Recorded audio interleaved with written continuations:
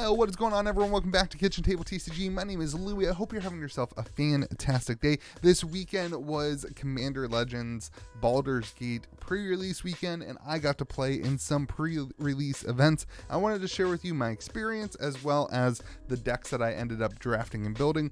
This set was super fun to draft. It was super fun to play. That being said, I did get some pretty good draft cards, and it was just an overall great experience. I really think the set is fun to draft. I don't know how the power level is going to be. I don't know if the investment's going to be super great in it long term, but if you enjoy drafting and if you enjoy Commander, this is a really fun thing to hang out and do. If you didn't know, what happens is you get 3 packs, and you draft the 3 packs, and you take 2 picks per pack, and you build a 60 card Commander deck. You can have as many of each individual card in your deck, unlike Commander, which is singleton.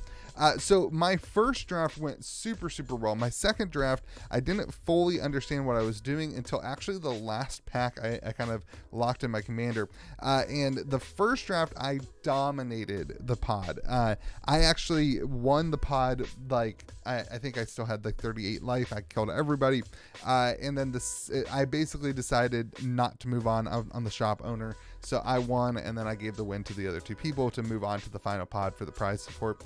But the second draft, I actually played for a while, and then I had to drop because somebody came in to trade in some Pokemon cards. But I wanted to show off that deck. Let's talk about the one that I think went really well.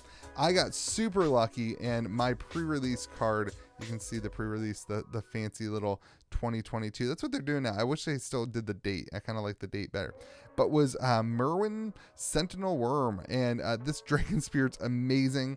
It's a 5 cost in green, blue, red, 6/6 for 6. Sorry, it's a 6/6. It's got flying and ward. This is a Dragon Spirit, and whenever another non-token dragon enters the battlefield under your control, create a token that's a copy of it, except for that token isn't legendary if that dragon is legendary. So this was like so easy to draft. All I had to do was take the dragons. And I got some good dragons. I just kept drafting all the dragons in all the colors that were available. I took anything that kind of flickered things on and off the battlefield. That was super good. And then I took these dragon, the orbs, because they all helped the dragons and they were good mana rock. So it was a super easy draft. I didn't really have to do much thinking. I just kind of took all the cards that were, dragons, or anything that flickered, and occasional things like this that were card draw. But then the key for this deck for me was the removal. And anytime I draft a Magic the Gathering, I put an emphasis on taking removal cards. So I took Lightning Bolt. Anytime a Lightning Bolt came, I took that. Again, you have your dragons. But there's one particular card that I think was super good. Oh, the initiative thing's crazy too.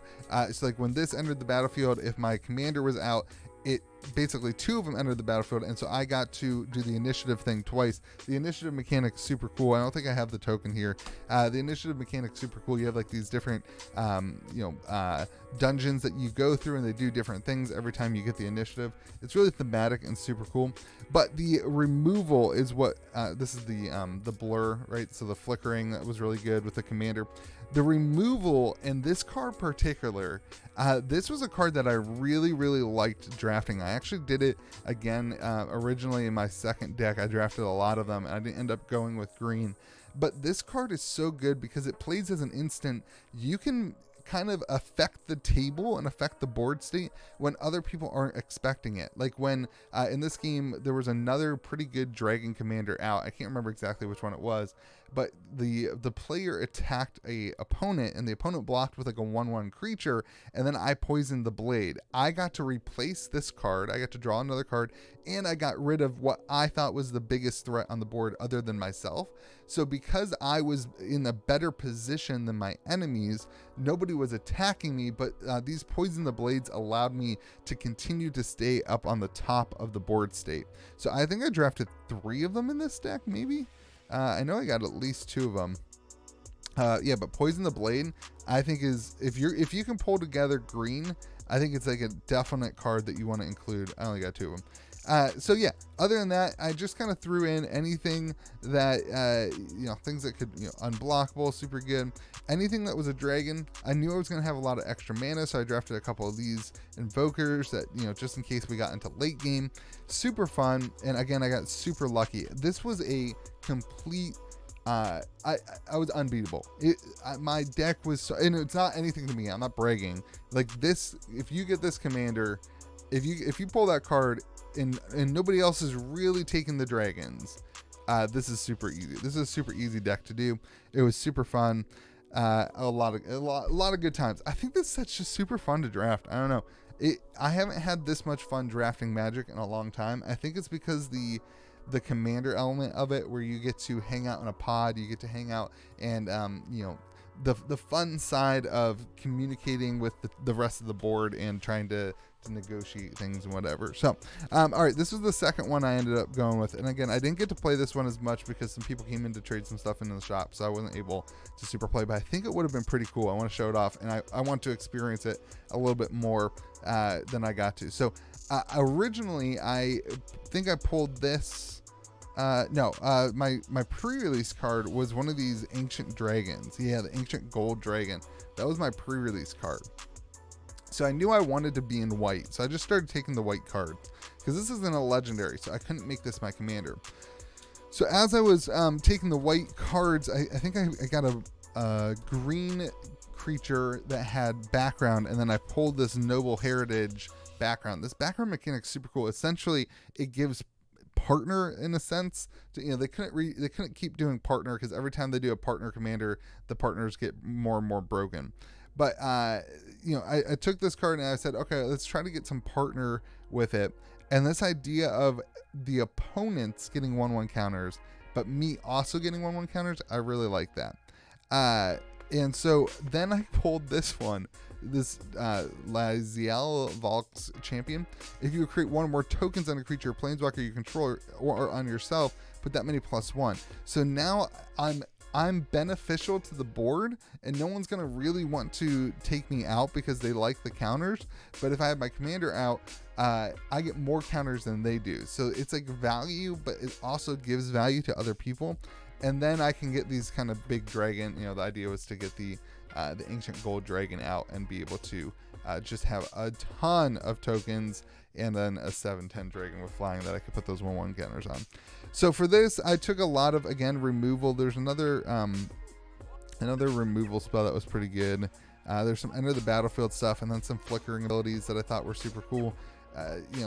It's just this game that wasn't a flicker ability. Sorry, there are some in here.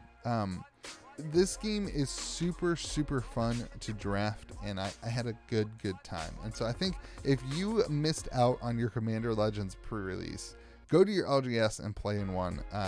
You can do it in a pod of 4. You can do it in a pod, I think it's best in a pod of 8.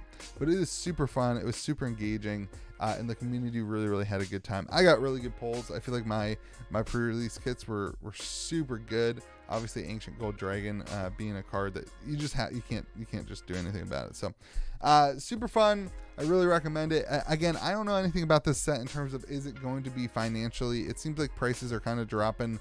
Commander box or collector boxes are already kind of at that point where stores are almost losing money on them on TCG Player. But at this point, I do know that the gameplay was really fun and the draft was really fun, and I think there is going to be a lot of people looking to continue to play the draft experience. We did a commander night. Typically it's people coming out to play their commanders they've already built, but people wanted to draft it again even after pre-release weekend, which to me says that there's a lot of fun and interest in the set, and that is the most important thing. It'll be interesting to see where the cards end. The collector boxes are one thing.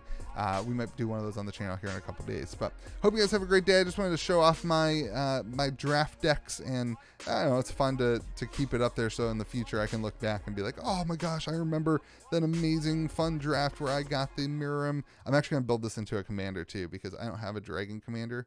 So this is going to be my dragon. I know that the dragon's better, but It'll be fun.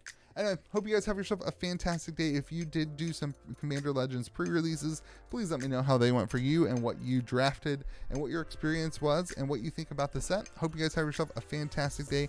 Remember to be kind to the people around you, and we'll see you again next video.